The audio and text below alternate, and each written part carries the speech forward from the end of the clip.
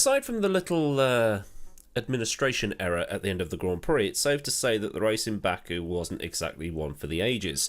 And while browsing an internet this morning, it seems like there's been a lot of stuff being muttered in the background about the overall product that F1 has been putting on this season, especially with the forced glamour fest that is the Miami Grand Prix coming up at the weekend.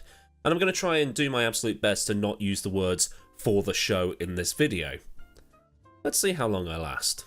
The drivers this season have been talking about how overtaking has been a little more difficult with this current generation of cars. Cars that have made the radical departure from the 2017 to 2021 regulations to try and reduce dirty air and allow the cars to run closer together. The new cars do this using ground effect, something that was banned in Formula 1 originally about 40 years ago in the 1980s. Man. And here I am still thinking 40 years ago was the 60s. Some drivers have been vocal about the issues that have now been presented. Verstappen, Russell, Norris, Alonso and Ocon have all offered differing viewpoints, and there's been sort of cameo appearances from Sainz and a couple of others. Another point of contention has been that the DRS zones at Baku were shortened by about 100 metres, which made it difficult for anyone not in a Red Bull to make a slam dunk overtake. And this was always going to be a dividing thing, that little flap on the rear of the car. If you keep it, then the product is diluted, because it's a case of just getting within 1 second of the dude ahead and pressing a button that allows you to fly on by like you've set the AI to easy mode. Or get rid of it, and you end up with Abu Dhabi 2019 or 2020 or whenever it was where the cars can't overtake at all, and it's all, once again, boring. There will be some out there that will say that DRS is a necessary evil with how the aerodynamics of the cars work. Some might say that it's about the quality of the overtaking rather than the quantity. And the drivers will have their own opinions based off how good the cars are. Max said he'd be okay racing without it, and Norris wants to keep it. And you can see why.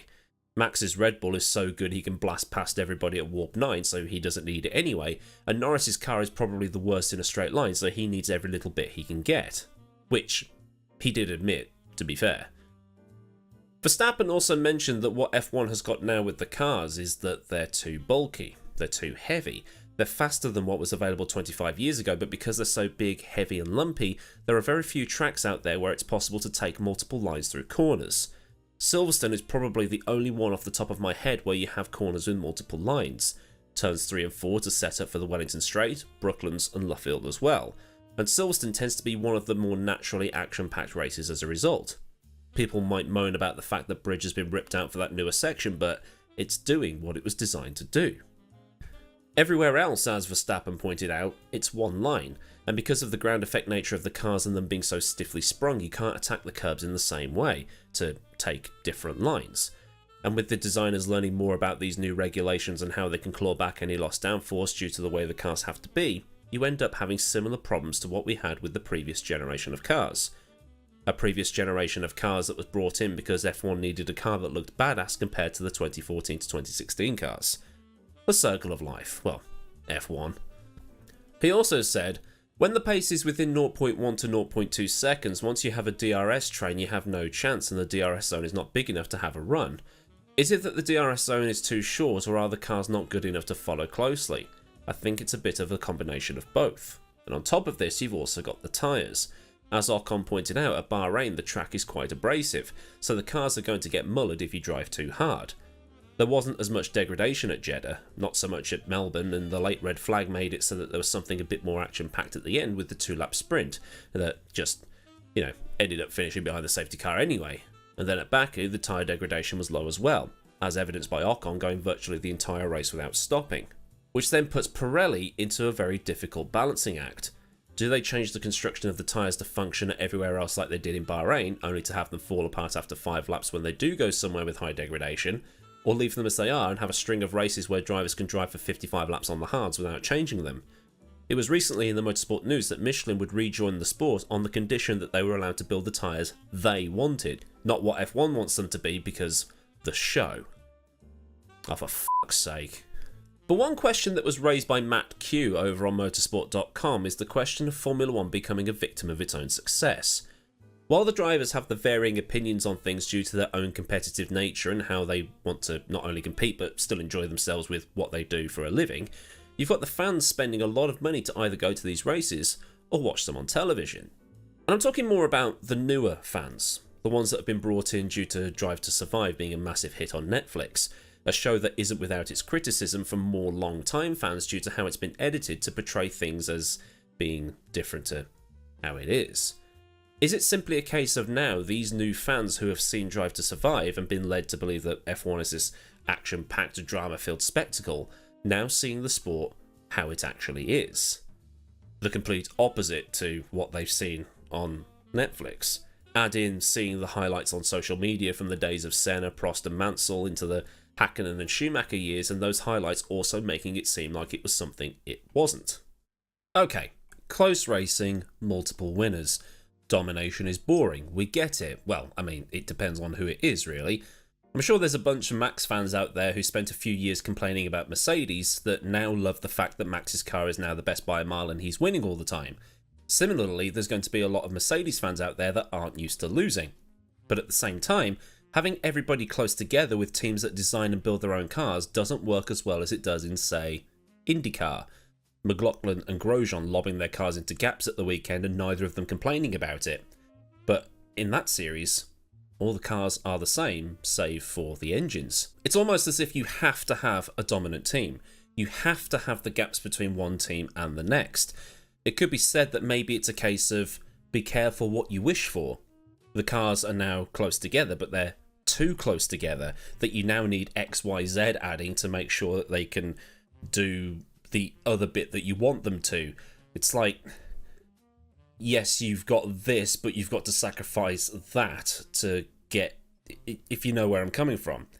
Formula 1 has to try and decide where it draws the line between show and sport. Between meritocracy, where the team that does the best job is rewarded for doing the best job, i.e. building the best car, which is what Red Bull has done, or an artificially rubber-banded racing series that means constant fiddling that really makes the sport no better than the WWE. Another example of this is the Super Touring era.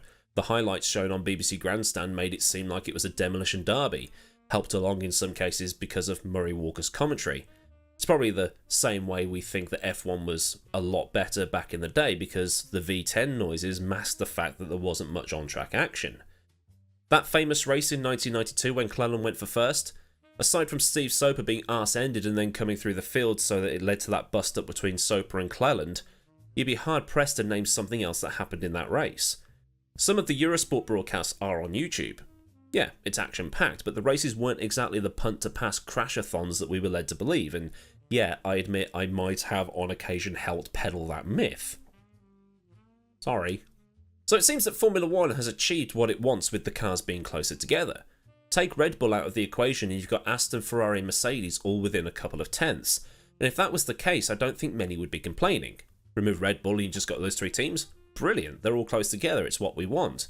But the issue is you've got all these cars running exactly the same lines, with virtually the same construction, minus the side pod designs and shrinking the DRS zones so that everybody's seeing one groove with very little action. And because the cars are now ground effect, they're not punching that same hole in the air that the 2021 cars were, so the slipstream isn't as powerful. So the DRS zones need to be longer to account, which is never going to work at somewhere like the Hungaroring. The FIA now has a very difficult balancing act. As Russell pointed out, the sport has got a solid base with these regulations. On top of the teams closing the gap to Red Bull, the sport now has to figure out how it takes what it has to the next level, without lobbing stuff at the wall until it sticks, or just gambling on what will give the fans the spectacle that they want.